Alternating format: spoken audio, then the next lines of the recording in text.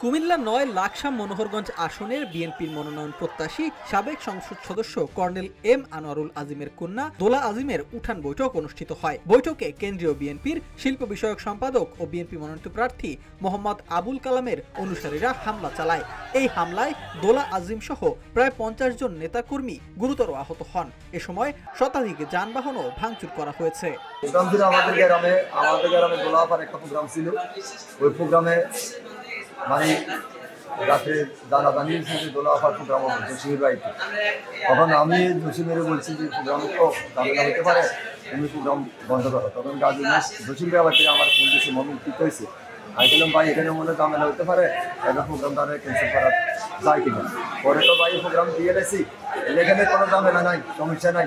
আর কালাম ভাই যদি প্রোগ্রাম করে আমরা কি বাধা দিই ইয়ার এখন কান্দির লোকেরা লোকদেরকে যদি কোনো আমরা বাধা দিই, তুই একটা আমাদেরকে বাধা দিই প্রোগ্রাম করতে তো সমস্যা নেই, আমরা তো সবাই বিএনপির লোকের। এটা হলো এটা ঠিক আছে, চলে গেছে। আজকে সকালবেলা জসিমের যে এখানে অবস্থান, এই অবস্থান জসিমে বলছে আমি এটা করবো না। ইয়ার পরে যে এই কালাম সাহেবের লোকেরা মানে ওইখানে লিফটেড বিতরণ করতে আসে, মানে আমিও ছিলাম ওই লিফটেড বিতরণের মধ্যে।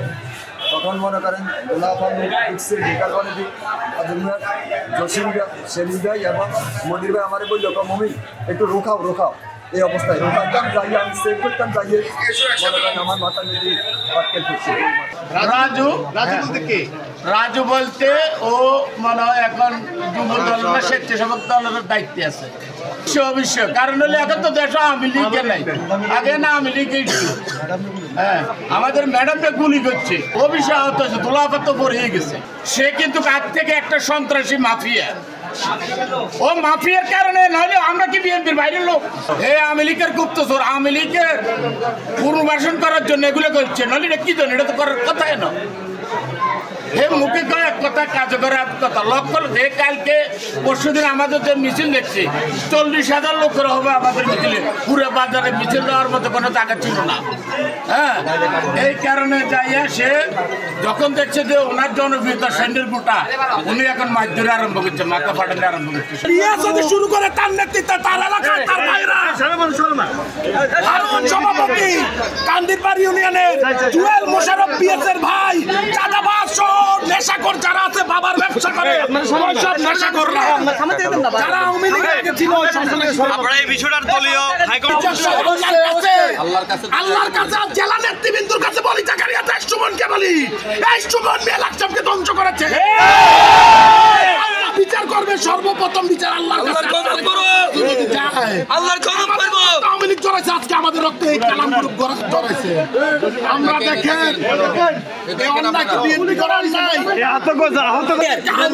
রাখতে পারে নাই। আমাদের দুই নেতা করে আমাদেরকে দমাই রাখতে পারে নাই। আমাদের কর্নেল আজিমের বারবার হামলার পরে আমাদেরকে আওয়ামী লীগ ধরে রাখতে পারে নাই। আমাদের সকলের অভিভাবক, আগামী রাষ্ট্রনায়ক, আমাদের জিয়া পরিবার, আমাদের আস্থার জায়গা, বিশ্বাসের জায়গা, আমরা কেউ আর আমাদের পাশে নাই।